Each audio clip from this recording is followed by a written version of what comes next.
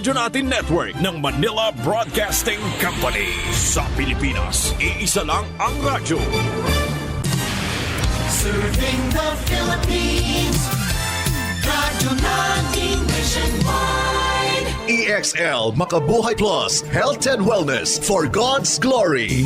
Mata sa buntag, mupangong may kasanag, sugaton ta ang paglaom.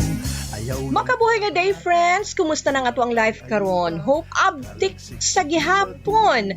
Hala, samtang unsa man na imong gikabisihan para ta sa pagpaminaw dinhi sa atong programa na maghatag kaninyo og dugang kahibalo og impormasyon bahin sa maayong panlawas. Kinidalit kanato sa EXL Makabuhay Plus Dietary Supplement. Kini as always si Ate Ging para sa EXL Health Trivia. Bueno, dirita una sa pagsayod unsa kining EXL Makabuhay Plus Dietary Supplement. Alang sa inyong impormasyon, ang EXL Makabuhay Plus Dietary Supplement dunay 17 ka mga klase-klaseng halamang gamot ug mga bitamina na mahatag para sa tuang kalawasan sama sa garlic plus, makabuhay, ashitaba, neem, guyabano, turmeric, moringa, vitamin C, sodium ascorbate, vitamins B1, B6 ug B12 ug uban pang mga sangkap nga herbal. Usa kini ka preventive, multi-herb, superfood, prebiotic, immune booster ug detoxifier. Gila kining natural antibiotic, anti-inflammatory, anti-tuberculosis, cancer healer ug natural pain reliever. Ug uban pang mga benepisyong kaayuhan ang mahatag sa EXL Makabuhay Plus para sa kaayuhan sa tuang panglawas. Now you know na. Okay, dili na ta sa tuang hisgutan karon ang bahin sa atswete. Usa kini kailadong tanom tungod sa liso niini nga ginagamit nga pangkulor sa mga pagkaon. Ang nagkadailang parte sa mga tanom, adunay mga chemical ug sustansya nga mahatag nga benepisyo sa ato ang panlawas. Ang mga liso sa swete mao'y bugtong natural nga kakuhaan og vexin o sa klase sa carotenoid nga sagad ginagamit sa pagpangkolor. Duna usab kini oil, stearin og phytosterol ug lutein. Ang mga dahon ug panit sa kahoy niini na ay carbohydrates, steroids, alkaloids, proteins, flavonoids, terpenoids, phenolics, tannins o glycosides. Ang duga sa unsa mang parte sa swete dunay unom ka importanteng kemikal nga acetic acid, bentanoic acid, valeric acid, phenol, pantolactone, benzoic acid ug 2-butanamine.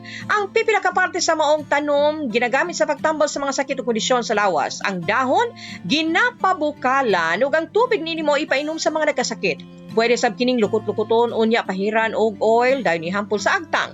Ang mga liso ginadukdok ug ginapabukalan aron nga mainom. Mahimo usab nga pugaan aron nga makuha ang duga niini ug ipangkolor. Ang panit usab sa iyang kahoy ginapabukalan ug ipainom usab ngadto sa nagkasakit.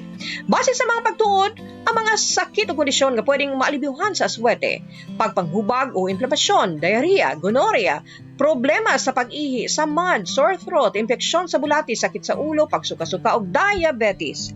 O sa pwede matabang sa suwete sa mga nagka-diabetes. Ato ka nang mahibaluan sa tuang pagbalik. Excellent health, excellent life. EXL Makabuhay Plus. Danny B. Umpara Jr., 53 years old, Barangay Baguio, Davao City. Meron pong diabetes mellitus 2. Sabing lang doktor, puputulin talaga ang paa ko. Uminom ako ng EXL Makabuhay Plus capsule 3 beses, minsan pa nga 4. Nakita ko na mayroong kaibahan sa sugat ko. Gumaling na talaga siya 100%. Nahihikayat po sa iyo, subukan nyo uminom ng EXL Makabuhay Plus para gumaling din kayo na tulad sa akin.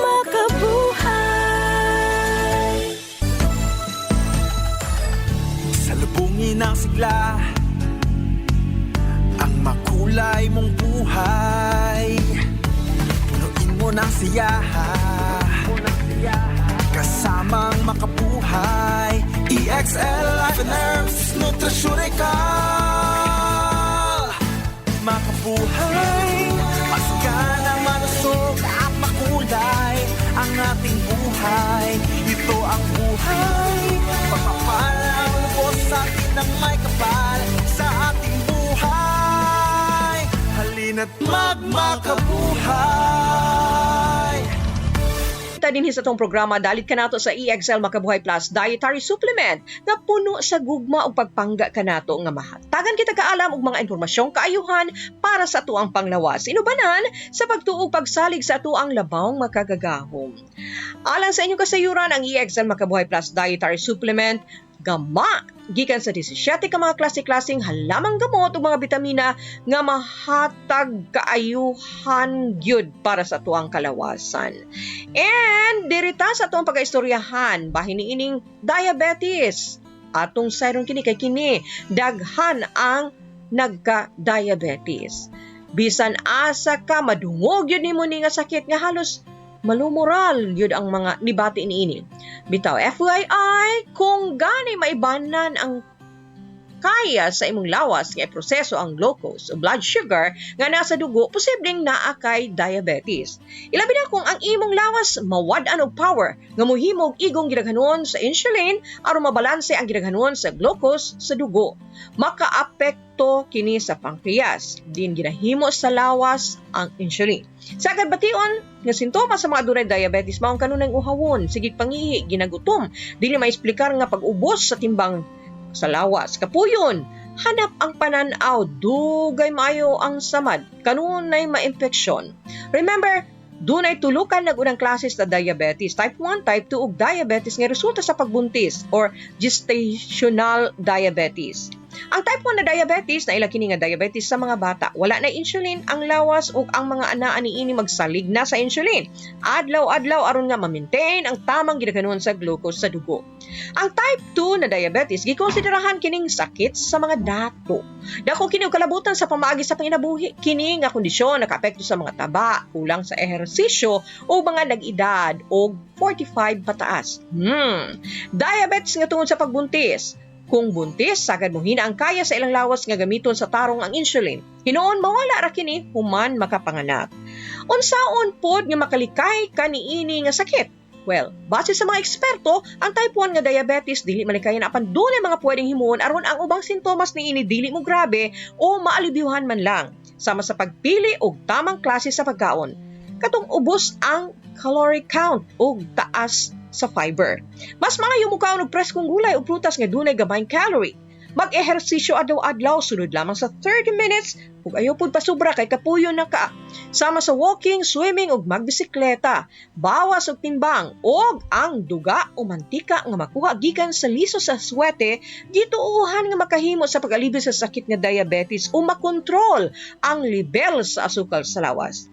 Ug labing maayo, kung mutumar adlaw-adlaw og EXL Makabuhay Plus Dietary Supplement nga magatabang aron malikayan ang nagkalain-laing klase sa sakit sama sa hypertension, diabetes, rheuma, arthritis, cancer, urinary tract infection so UTI, respiratory tract infection sama sa ubo, sipon ug tonsillitis, cardiovascular disease sama sa heart attack, fatigue, constipation, kidney ug lung problem, premature aging, memory loss ug depression. Ayaw kalimot, kaon ug mga masustansyang pagkaon, regular nga ehersisyo ug healthy lifestyle uban sa pagtumar og EXL Makabuhay Plus Dietary Supplement aron himsog ang panglawas. Para sa mga dugang kasayuran o mga informasyon bahin sa EXL Makabuhay Plus Capsule, pwedeng tawagan ang numerong 0907-968-0085 o 0917-728-1434. Ang EXL Makabuhay Plus Capsule mapalit sa mga butika diha sa inyuhang dapit. O syempre higala o na kumubiya o sa kabulawanong pulong atong hinumduman. Kinutlo gikan sa basahon sa mga Salmo, Kapitulo 2, versikulo 11. Alagari ang Ginoo inubanan sa kahadlok ug pagkalipay uban ang pagpuro. Dili kumpleto nga tuang adlaw ug atuang kinabuhi kun wala ang Dios sa tuang kasing-kasing. Kini na usab ang inyuhang atiging moingon kaninyo daghang salamat hangtod sa sunod atong panag-uban dinhi sa atong programa nga maghatag og dugang kahibalog impormasyon bahin sa maayong panlawas hatod kanato sa EXL Makabuhay Plus Dietary Supplement.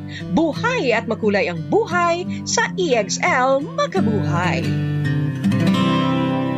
Alang sa inyong mga pangutana, text o tawag sa 0917-7281-434 sa 0917-7281-434. EXL Makabuhay Plus Dietary Supplement. Sigurado o garantisado. Mapalit sa pinakadool nga butika o drugstore sa inyong lugar.